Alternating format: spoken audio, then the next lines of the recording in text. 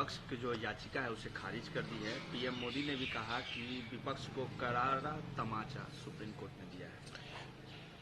ये तो यदाकदा होता रहा है कि विपक्ष के लोग हमेशा बेबुनियादी और तथ्यहीन मांग करते रहते हैं, और सुप्रीम कोर्ट की तरफ से जो फैसला आया है, उनकी मांग को खारिज किया गया है, निश्चित रूप से उनके लिए एक बड़ा राजनीतिक सेटबैक।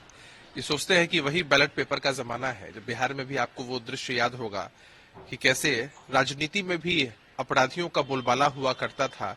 ये समझते थे कि हम बैलेट पेपर जबरदस्ती छाप लेंगे और जनप्रतिनिधि बन जाएंगे। तो अब वो जमाना जा चुका है, इलेक्ट्रॉनिक वोटिंग मशीन है और हर एक नागरिक के पास अधिकार है कि वो वोट दे सके। और तब से लेकर अब तक आपने देखा है कि देश के अधिकांश हिस्सों में ऐसी पार्टियों को जनता ने कभी मौका नहीं दिया है। ये अपने आप में एक करारा राजनीतिक तमाचा उनके मुंह पर है। अखिलेश यादव ने कहा है कि दूसरे चरण के जब मतदान हुए तो जो वोट प्रतिशत है वो इंडी गठबंधन के पक्ष में गया है, और अब तो ये इतने घबरा गए हैं कि कुछ बोल भी नहीं रहे हैं। अब जब हम जीतेंगे चुनाव तो ईवीएम भी हटाएंगे। देखिए, चुनाव किनको जीतना है ये तो जनता ने पहले ही तय कर दिया है। जनता का जो आशीर्वाद है मोदी जी के नेतृत्व में एनडीए को मिल रहा है और देश के हर एक कोने में मिल रहा है। अब इनके साथ दिक्कत यह है कि जैसे जैसे चरण चुनाव के आगे बढ़ते चले जा रहे हैं और ये सीटें हारते चले जा रहे हैं, इनको मालूम है, इनका भी तो अपना आंतरिक सर्वे होता है, इनको मालूम है कि इनके पक्ष में कुछ भी नहीं हो रहा है, तो अपने कार्यकर्ताओं का मनोबल कैसे बढ़ाएंगे अखिलेश यादव जी, अन्य पार्टियां?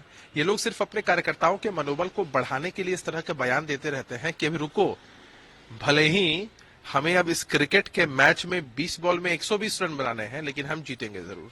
तेजस्वी यादव ने अपने ट्विटर हैंडल से ट्वीट किया और उसमें कहा कि दूसरे चरण के जब मतदान हुए तो इससे साफ दिख गया कि पीएम कितने घबरा गए, इसीलिए चुनावी सभा में इस बार 400 पार के नारे नहीं लगाए। ये 400 पार के नारे को तो जनता साकार कर रही है, और इनको समझना चाहिए कि देख रहे हो विनोद बोल रहे हैं, इनको कहना चाहिए कि देख रहे हैं ना मनोज, देख रहे हैं ना सनोज, देख रहे हैं ना अभय, देख रहे हैं ना संजय।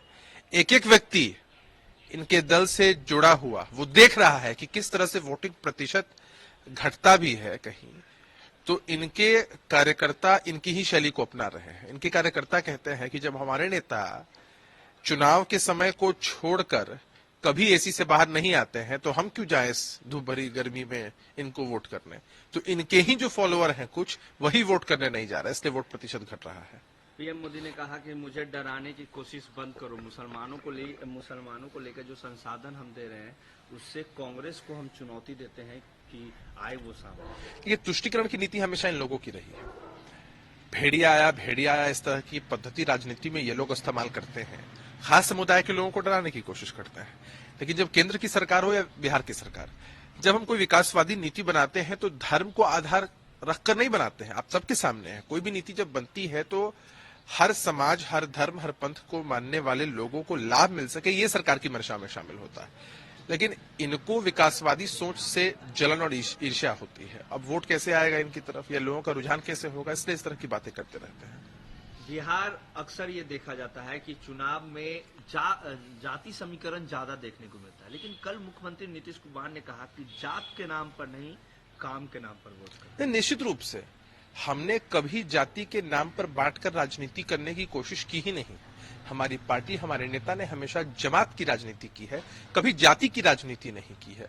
और यही कारण है कि हर वर्ग के लोग नीतीश जी को इतना पसंद करते हैं। और नीतीश जी ने हमेशा मतदाता मालिकों को मोटिवेट किया है कि कुछ लोग आएंगे जो कोशिश करेंगे कि आपको जात के नाम पर भड़काया जाए, धर्म के नाम पर भड़काया जाए, क्योंकि उनके पास कोई सोच नहीं है, कोई नीति नहीं है। लेकिन नीतीश जी ने जितना काम किया और हमेशा बताया है कि सारा बिहार हमारा परिवार, तो उस सोच से प्रभावित होकर मतदाता मालिकों का आशीर्वाद नीतीश जी को मिलता रहा है। कांग्रेस के राष्ट्रीय अध्यक्ष मल्लिकार्जुन खड़गे ने कहा है कि अगर मैं काम नहीं किया हूं तो मुझे वोट मत देना, लेकिन मेरे अंतिम संस्कार में आना। उस पर हेमंत बिश्व शर्मा ने कहा है कि अगर आपको बीजेपी में शामिल होना है तो आप आइए, हम खुद आपको सपोर्ट करेंगे।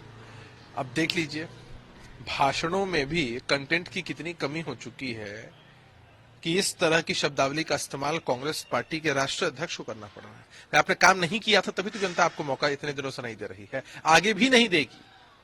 अब आपका वो राजनीतिक अंतिम संस्कार हो या जो भी हो, जनता को उससे क्या मतलब है भाई? देश की जनता चाहती है कि एक ऐसी सरकार बने, ऐसे नेता के नेतृत्व में देश चले जो देश के गरीब वर्गों के विषय में सोचे, अंतिम पायदान पर खड़े व्यक्ति के विषय में सोचे। सिर्फ परिवार केंद्रित राजनीति अब जनता पसंद नहीं करती है।